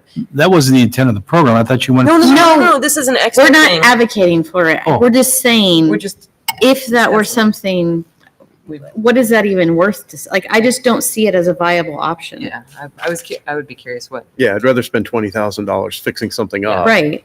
But if it's $5,000, then Yeah. it's But okay. don't you agree that once you spend the money and you fix it up and you move from a rental to an owner occupied, don't you want to put a deed restriction on? Yes, it? yes, that's a we- given. We already Yes. figured that was, This is term- from the, You've never this is said from that the yet. scan email that we got It's sort of a separate issue to the topics from the staff report. Yeah, and the appealing thing about it is that if the goal is to slow down conversions of owner-occupied to rentals, then maybe a good time to do it is right at the moment when someone is thinking of converting it into a rental. And if there's a way to get in there and prevent it, then great. But it might be just too hard to figure out. Right? Yeah, I don't know. Okay, I think let's, on that one somewhere. I hate to put a value on it. let's keep on going. Okay. Issue 2, grants and loan versus Wait. loans. Is there anything on this particular issue that we want to give direction to staff? I think the same thing that we did earlier, something that's easier for you is better than something that's harder for you. Yeah. So Your pick. When you come Staff's- back with, staff's choice yeah, on this the one. option. Okay, all right, issue 3, incentive sources. Staff's choice. Same thing. Staff choice. Well, and No, I'm that kidding. kind of depends, like if it's the affordable, then obviously We know where it's have coming access from. to home Yeah. CDBG money. Well, we aren't sure though, right? Yeah. We just have to check on that one. The one piece. One regulation. yeah, so How we operate that program now for acquisition and CDBG is not Right. what you're asking us to repeat. So we Right. just need to dig a little bit and make sure it would work the way we think it would. So there's no direction necessary tonight on issue 2 or on issue 3, is that correct? So Well, you're saying on No. issue 2, staff proposed what we think is the best mechanism to secure some long-term ownership component. Correct. in issue 3, I'd say yes. Yeah, Me with too. issue three, I'd just like to put something else out there, and this is not something that we could vote on, but College Park, Maryland and the University of Maryland have a very successful partnership program where, in order to encourage staff to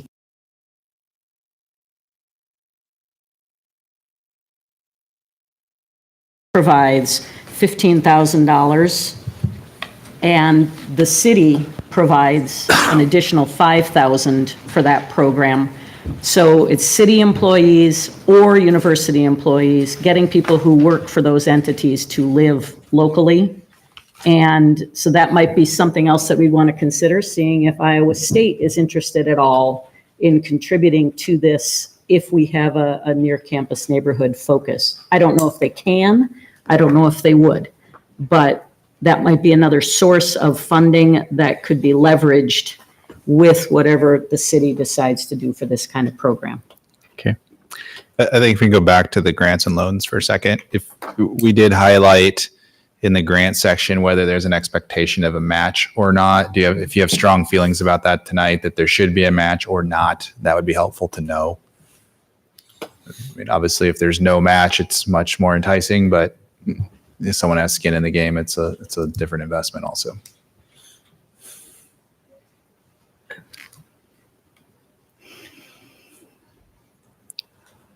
I could be convinced either way on that one.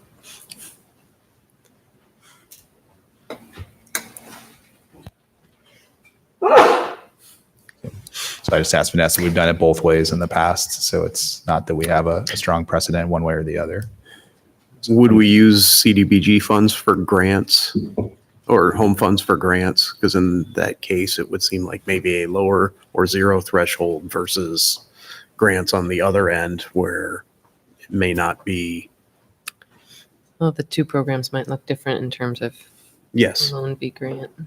It all Or- depends or what grant your versus payback, matched your recoupment is. Right. If you stay a certain number, it can decrease, Goes down. or you pay it back, or you pay a certain percent, and a grant converts to a loan if you stay less. So there's a lot of scenarios in that.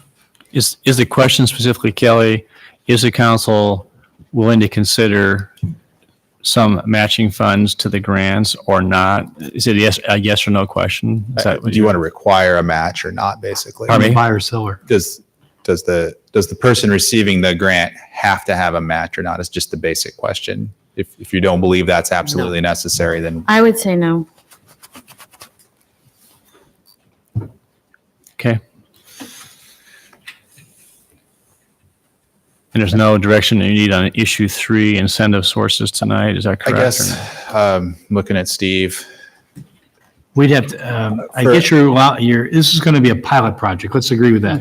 Whatever we do will have to be changed. We'll perfect it. So we're going to have to come up with the amount of money we think will we want per grant to answer Tim's question, and it'll be a guess, right? And the number, we'll have to guess how many we think we could practically do. So we'll have to come up with a budget for you on that and the source. Probably I don't know, I want to speak for Kelly, but probably we'd probably include tax abatement with it, although I don't want anybody to think there's a great windfall out there, but psychologically it might be good to offer it with rehab. It could be something. Sure. But it's not. You're going to have to put the actual cash money in for the other parts. The tax payment will be a little bit different. Would you, it's almost a whole separate question. Are you trying to spur rehab work regardless of whether it's sold recently or not? I mean, that's where a tax abatement program's trying to improve a neighborhood by having people invest in it, whether they sold the house last week or not. I'm thinking you can't do tax abatement on one property at a time under state law. You always have to have a combination of at least two if it's not economic development. But we can provide the tax abatement one. We'll have to talk about that. So it's not as simple as you get it. Let us look into that. It's not the debate here. Okay. The one thing, I guess, as what you were saying, is there an idea of the total dollar amount or a number of homes you're looking to assist in a year? Is that something that we just... I think that'll affect how much, if we say it's $100,000 for a project, if that's what we think, that'll affect the council. So we have to decide, is it going to be 20,000, 15, how many we could do. So we've got to come back with some kind of number we think is practical. Some of the programs offer scaling too. So if you're converting a 3-unit conversion back into a single unit, you get more money than if you're converting a 2-unit back into a 1. And so that might be worth considering, because obviously if you've chopped up a house into 3 units, it's probably going to be more difficult to bring it back into a single family home than if you've only got an upstairs and a downstairs. But ours will be a guess on what we think will motivate the buyer or the seller, you understand? So, I mean, if we say 30,000 or 20,000 or 100,000, we can't be assured. We'll have to test it, right? Is just your thinking is there, would there be value in engaging in a conversation with like the Ames Rental Association to basically just engage property owners, landlords in this conversation, say, look, this is what we're trying to accomplish. We want to work together and just get their perspective on it. And also they may have some ideas in terms of saying, we're starting to see this happen. And if this, and this might be beneficial. And instead of us trying to come up with a recipe without really having a lot of this information, if we're as a community trying to get to this direction, I'm just wondering if it would be beneficial from that standpoint. And I'm not saying that council does that. I mean, staff could meet with them and engage them, but I'm just thinking the more we get feedback, it might make it more successful. I think that makes a lot of sense, especially since those are the people who are probably going to have more of a sense of what it takes to convert a home or to undo the conversion of the home. Yeah, I just think it's important to engage some of the smaller landlords. I think sometimes with the ARA, you just get some of the big, I think that's going to be helpful. That's for the fine. conversation. Yeah. I just try to envision, if we really want this to be successful, and to Tim's point, how are we going to get converted? Some people may just say, boy, this program is available and it was X and this kind of conditions. Yeah, I might really take a look at that. And then all of a sudden, we're just, instead of trying to guess, we actually are putting in motion something that may really start to accomplish everyone's objectives, essentially. Maybe we do the real estate group too, because they sell, so they know what the market is and what it takes to sell. Maybe do both. Not to put a limit or requirement on who they have to talk to, but at least engage. Yeah, just try to who get a diverse. And Sarah may have some good ideas of some people who would be, Yeah. Would come to the table and help us understand that better. Yeah, you're right. I'm not sure the large rental property units owners would want to talk, but the smaller ones who own the single families would want to get the info. Okay. Last issue 4 on household eligibility. Do you need any direction tonight on that, Kelly, before we wrap this item up? I think you already gave us that direction, that you're interested in both affordable and market rate housing. Okay. Is there anything else that you and Vanessa need tonight to move forward on the next step then? So I think let's kind of recap in terms of the geography of it. You're willing to consider near campus plus maybe others, kind of based on that original rental concentration information. You're not asking us to go reevaluate the whole city again, but kind of give you some reference points that we gave you a couple of years ago. Yeah, left it up there. Okay. And then I think we talked about market and affordability, both households program will address that, address both rehab and acquisition as options. Seller could have a rehab option as well. So Kelly, for timing, I'd like to get this back to council before they make their final decisions in February, so we have to budget for that. Is that practical? I think we can definitely touch base with what we have in January, so you have some idea where you're going. And then, I mean, obviously the program won't start till there's a budget, so you probably need to have a good understanding of what it can be to set a budget, and then we can keep working on final details to have it ready to go by the time money is available next July. We come up with a suggestion. I don't have one. So at what point do we make a policy decision with respect to this coming out of local option sales or the? When we bring the program back Okay. before the budget. That's going to be an important conversation as well. I'd like to remind council there are growing pressures on the local option sales tax. I'm nervous about asset funding. The increases that we're making in asset are not keeping up or exceed the growth of local option sales tax. And so there's some interesting policy issues if we shift this to the general fund. So we need to think through that. Anything else?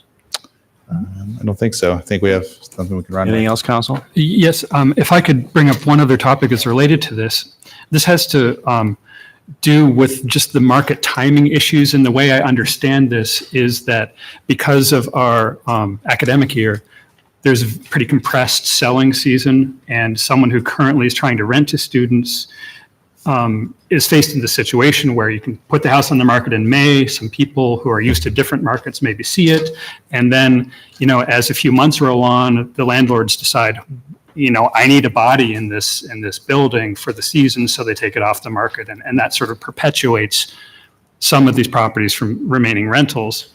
The proposal is to see if there's a way to help create sort of a market communication program where to have the effect of trying to lengthen the selling season somehow so that people who maybe are intending to try to sell their house again next year, but only have 3 months in their minds to do it, that maybe they could register their interest earlier than that and do kind of a matchmaking thing with potential buyers in the market. So I understand this only at a very high level, but I've heard this mentioned before as something that might be able to smooth out a sort of friction in the market.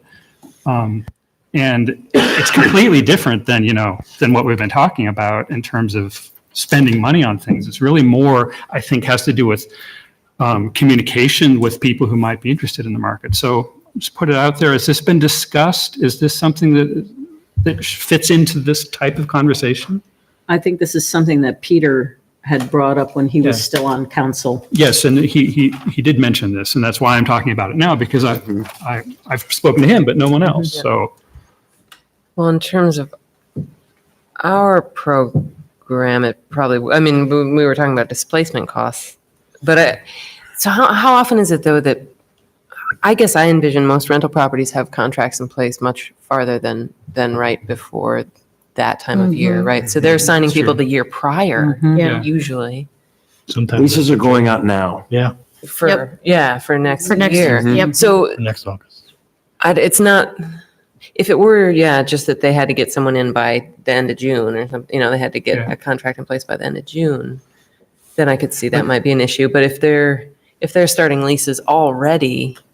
yeah, but we know that some are, that's a typical thing for people who are, being successful in running their rental property. But maybe for some of the people who really would rather get out and are having trouble each season, right? Maybe there are enough of those properties that can be assisted by being in a more facilitated matchmaker environment. Where do they go to look for information like that?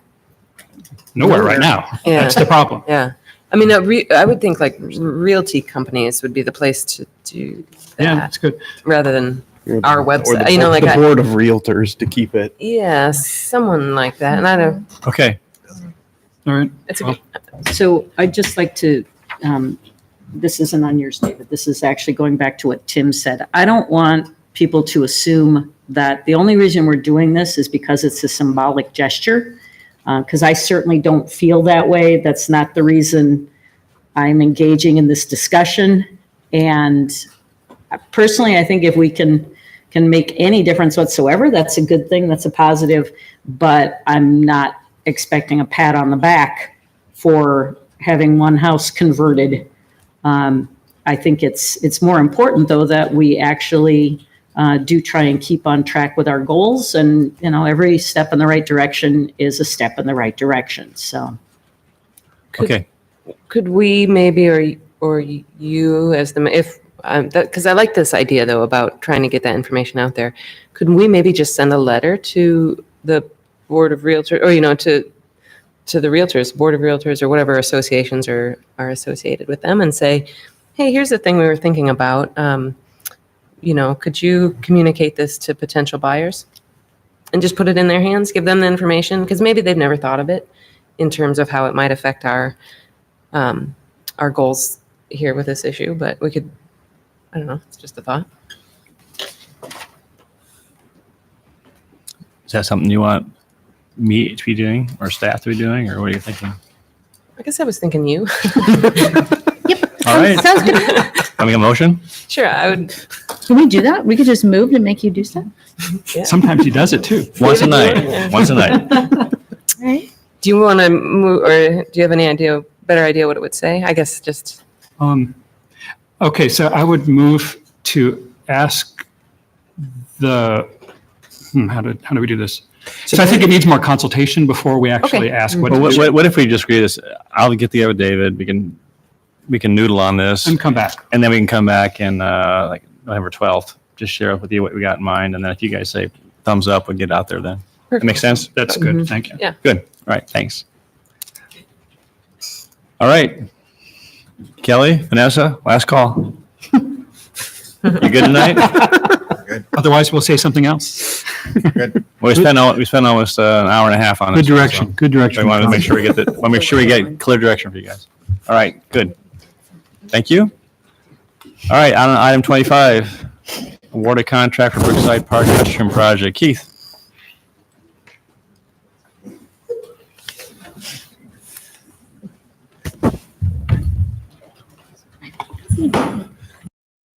Council, and in front of you have the council action form for awarding a contract to Brookside Park restroom project. And at the last council meeting, there were questions, in regards to, could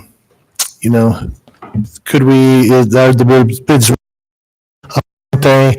And kind of laid it out in the council action form, and also from architect, a letter explaining things.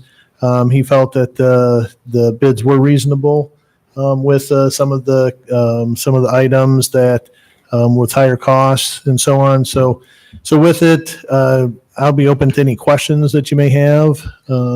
We did come back with the funding. It's listed there too, savings in a couple of projects, but also to get this project completed using the Park Development Fund, as an option. For up to $81,000, which is what's listed. So I just entertain any questions. Keith, what happens to your park development fund if we take out 81,000? What do you have left in it? Well, currently the balance as of right now is 715,000. So it goes down to 34,000. And so do you have any other projects coming up where you've sort of earmarked that money? I mean, right now we're sort of building up that balance. Is there anything else that you have on the radar screen that we should consider?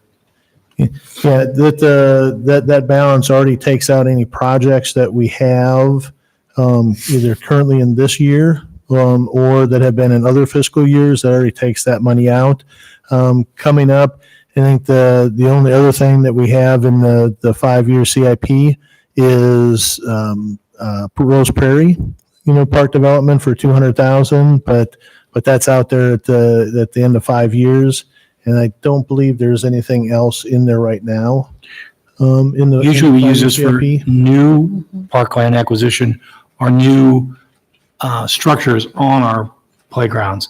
So I'm pretty confident we have money set aside for the Homewood Golf Course project, but I'm willing to bet that we'll probably be under budgeted for that too, so I can see that coming up. I have to use funds for that. How much I can't tell you yet. Okay, And thanks. we're going out for proposals for 2 restrooms at Innis Grove. If that comes in, below the estimated or above the estimated bid cost, then we may have to use money for that too. How much, I don't know. So we may be drawing it down for those 2 projects in the near future. But doesn't that contradict what you had in your staff report that says that they're not to maintain or renovate existing structures, or those are all new structures that you're talking about? Those are all new. The Innis, isn't one at Innis Grove being renovated? No, there's a new one. There's one renovated and there's one new. There's a new one, but there's also one you're renovating. What I'm saying is we're already changing the way we're using it by using the funds for this one. Right. So rather than reject bids on them, we may have to, if you want those projects done, you may see me come back with a recommendation similar to this. But it still seems fairly safe in that we have enough money in there to cover the new park we have in 5 years anyway. That's right. And we'll, with your support, we'll continue to replenish Yeah. that fund, hopefully. So So how much do we put in that fund every year? we put $100,000 in each year.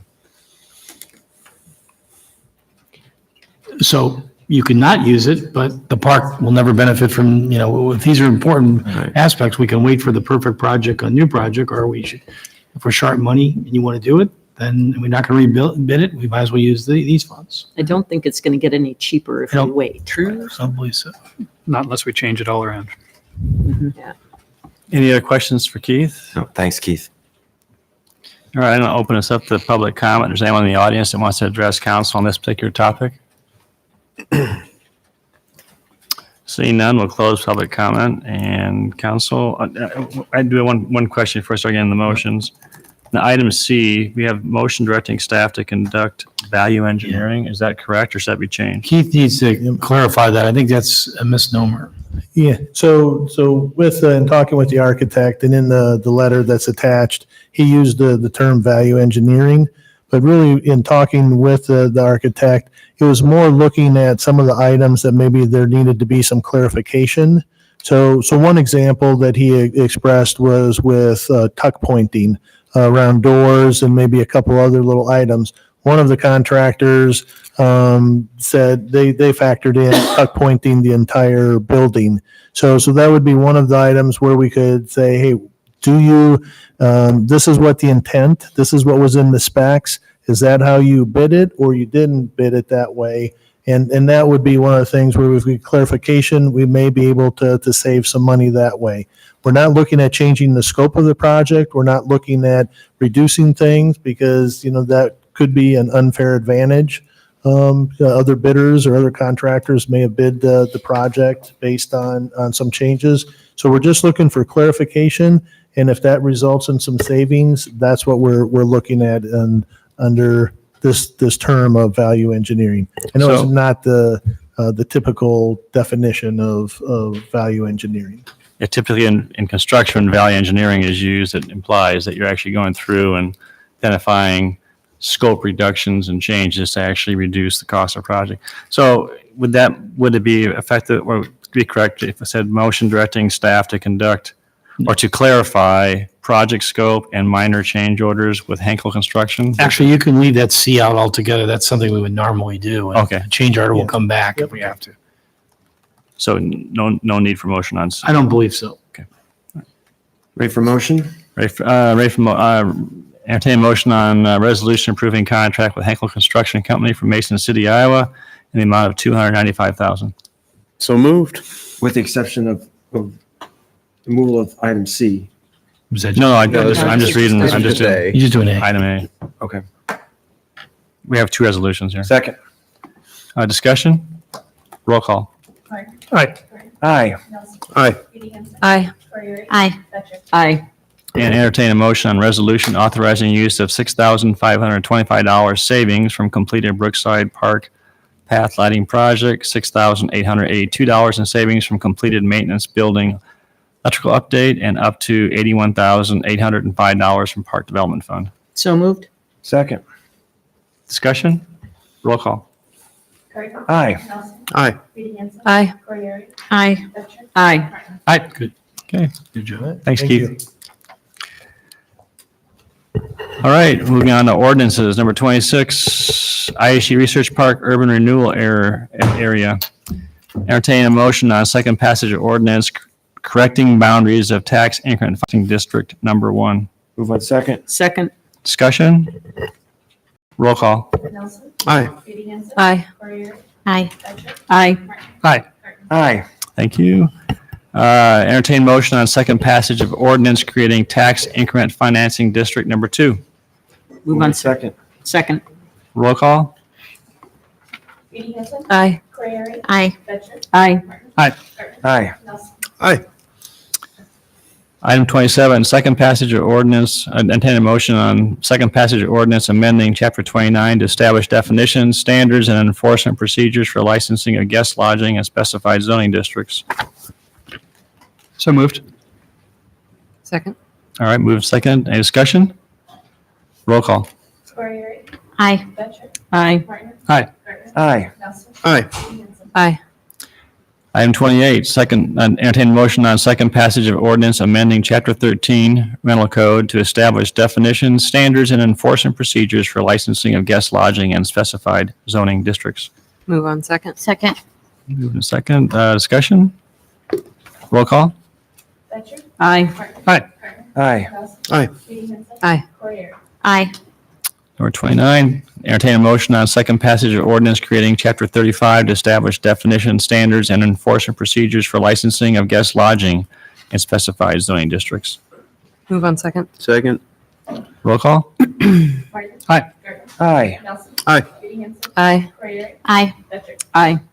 Item 30, second, entertain a motion on second passage of ordinance revising the age limit restriction in the contract rezoning agreement for 415 Stanton. Move on second. Second. Roll call? Aye. Aye. Aye. Aye. Aye. Aye. And entertain a motion to postpone the third passage and adoption of ordinance rezoning with master plan property located at 507 Lincoln Way from downtown gateway commercial to highway oriented commercial. They don't have it signed. Is there a motion and a second? Move to postpone third reading. Second. All right, those in favor say aye. Aye. Those opposed or abstaining? Abstain. Okay, very good. Moving on to disposition of communications to council. So the first one, Deb was trying to give you an update on the kind of analysis we're going to do, and we've done in the past. So the same kind of analysis she's laid out for you in that report. I'm sorry, she's out of town on a conference. So assuming you want the same type of information, she'll be prepared to do that for you. If you want to eliminate or add anything to that, I think we should put on the agenda for next November 12th, so she gets clear direction. So if you're satisfied with what you have, there's no needed action. If you wish to make some changes, I'd suggest we have a discussion at the next council meeting. It's not on the agenda, so Yeah. we have to do that. That's fine. Do we need to move it or you're just Is going to there- put it on the we next? have- Or if we're If you- satisfied, we If you're don't. satisfied, I don't think. we Oh, have to, I got right? you. Okay. sorry. Satisfied, no motion. If you want it on the agenda, we need a motion and a second and a vote to put it on the agenda for next meeting. You still in that? Everyone okay with That this? seems fine. All right, we'll let it go. Item 2, memo from Kelly on MetroNet's request to acquire surplus city property at 1420 Lincoln Way. If you're okay with it, you want to move ahead, then it says, to. Put it on a future agenda then? Do you mean to put on for sure, start the rezoning? We can't do that now. No, I'm sorry. Yeah, I know. I didn't mean to. Do it all night. I didn't mean that. If you can, what we said, if you're okay with it, you can direct staff to initiate. Yeah, Okay. you want us to kill it or keep? Discuss Yes. the parameters of everything, then you would need to Oh, put it on an agenda. If you're okay with just initiating the rezoning step and telling MetroNet, hey, negotiate with us on the sale, then that's what staff I would would- start. All right, before, I just want to point out something too, is that it's my understanding that on first paragraph of your memo, it says that there will be a 50 to 75 foot tall pole or tower antenna structure. Is that correct? That's my understanding from the time we reviewed other sites with them. I would assume it would be the same here.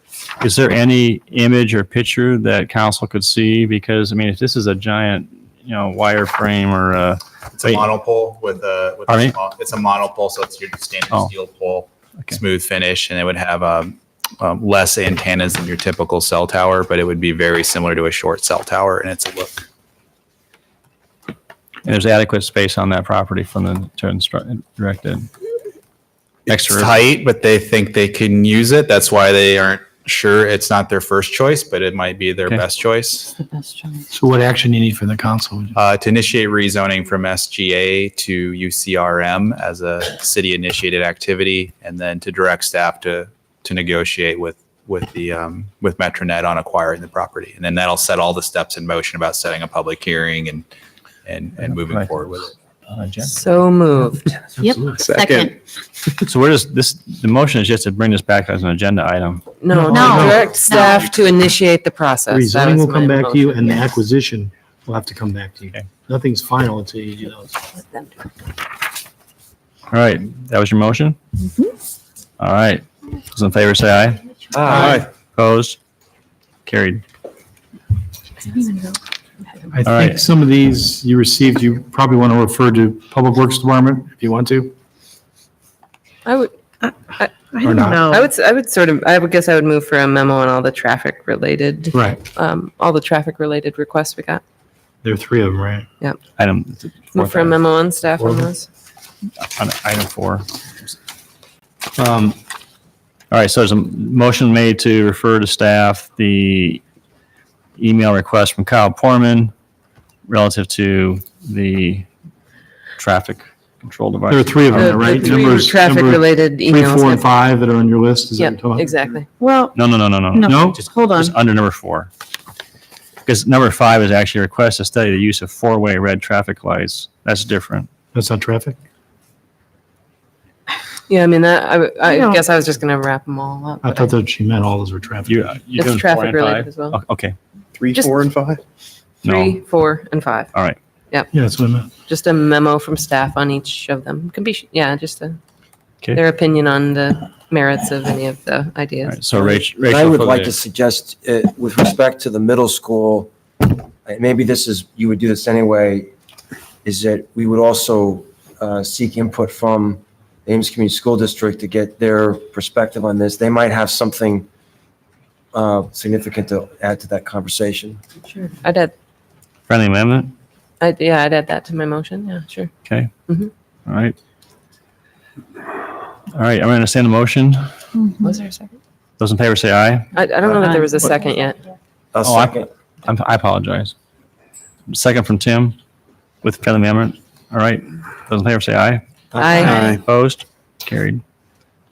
Letter from Metronet, request to allow Metronet facilities on pole line across city property is depicted in closed drawing. I think you need a memo from city staff on that. If we get a memo wait. from staff. Second. Okay, those in favor say aye. Aye. Opposed? Last item is letter from Hu Wang regarding request to reconsider 3 ineligible items on facade grant Do you application. want a memo on that to explain what Oh, I didn't even happened? see that. So. Remember that issue? Yeah, but my thought is I want to make sure that we're acting consistently. So if there was a mistake made, then we can correct it, but if he's asking for a change in our approach, I don't even want to send it back to staff. I mean, I think you could ask for a memo. It's probably something that needs to be discussed more than written out. If you recall, you looked at this about a month ago. We recommended, because the work had started before award of grant, that certain items were ineligible. We didn't receive any comments back on that recommendation before your decision. After the fact, Mr. Wang said believes he should have been eligible for more things. So that's why this letter's in your packet, asking you to reconsider the grant award. He also, I think, was informed by his contractor it was okay to start, and that's why he feels. Oh. Remember that? He claimed he was given advice to start. Not from us, but from his contractor. The problem is there's just not a lot of evidence for us. I mean, it's just a sort of a bare request to say, you got it wrong, please do it again, right? So you couldn't take action. The question would be whether you want to put this on an agenda to discuss. Basically, we'll just bring his application back that you looked at if that's what you tell us to do. There's not more to really learn here. It's more to let you review the application itself. I Is there think we compelling, already- is there compelling evidence to justify that? To take staff time up and council time up to reconsider this? I don't have an answer for that. I think that's, I thought we already discussed the issue of prorating this based on the fact that construction had already started. And so I would move that we indicate that we are not interested in pursuing this further. Second. All right. I would, by way of discussion, I would just add, if there's some more evidence that is relevant here, then that could be sent to a letter to us and we could think about it again later. But right now, there's nothing for us to think about. All right. Those in favor say aye. Aye. Opposed? Motion carried. Kelly, are you going to send him a letter? yeah, we'll communicate back with them. Thank you. All right. Very good. Council comments. Gloria? I'm looking forward to our meeting with the student government tomorrow. I've already had one of my students who's on student government very excited that we're having this meeting and the agenda looks interesting. So we'll see you again tomorrow night, Kevin. David? So I'd like to bring up a topic. I communicated with many of you about internet reliability. And so the idea of this proposal is just recognizing that we have some asymmetry between what our customers tell us is their experience and what our providers say that they actually provide. And one of the ways that we can try to sort this out is by trying to gather performance data. The issue is whether we're allowed to require the delivery of that performance data either to us or to an agent or anyone. So in discussions with city staff on this, I think we got to a point recognizing where we have the ability to add use conditions to when people are using city property, like pole attachments or right-of-way, but we have to offer the same sort of conditions in the same package to everyone. So we couldn't sort of answer immediately whether we have the right to require people to deliver this performance data as a condition of using our resources.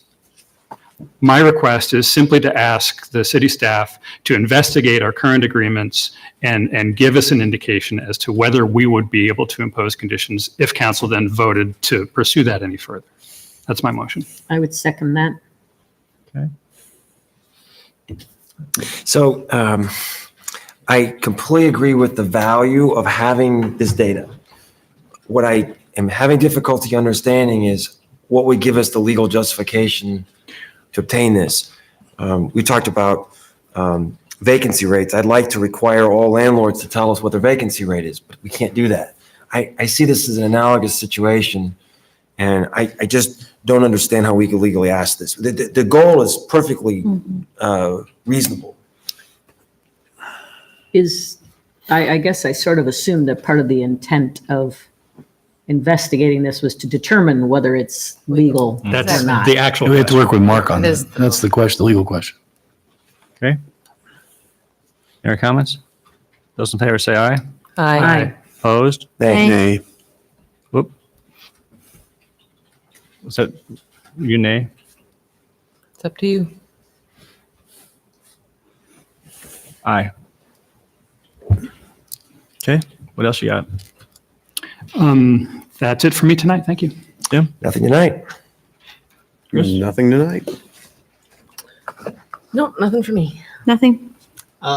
I'd just like to echo a little bit of what Gloria said. I sent out some background information on the different topics, so hopefully tomorrow people don't ask questions that I've already answered for them, and we can make sure the conversation sticks to the time. I know it won't, but yeah, basically, if you have any questions for me, I already had some from like Brian Phillips, for example, emailed me asking what I meant or what the agenda means by discussion on the internet, for example. And I just told him that it's not obviously detail oriented because there aren't details. It's more conceptually what students want to see if that were to be a policy that the city were to undergo having a city utility for internet. So if you have any questions like that, I can answer them before tomorrow. Just let me know. Yeah. And I look forward to it. It should be fun. Good. Mayor Hale, I did forget one item. I received an email that had sort of slipped through the cracks, and I sent it back out. This is with respect to the idea of having a workshop on the arts. My 6 years, we've never done anything similar to this. I think it was a terrific idea. And the person, Mike Salzberger, laid out some really terrific ideas of people that would help give us a broad cross-section of understanding of the arts community. And there may be some follow-up things that come as a result of it. But I think it was a terrific idea for a workshop idea. I don't have a strong preference as far as when that would be. I would defer to staff as far as scheduling this, but I would move that we direct staff to establish a workshop on the arts and work with Mr.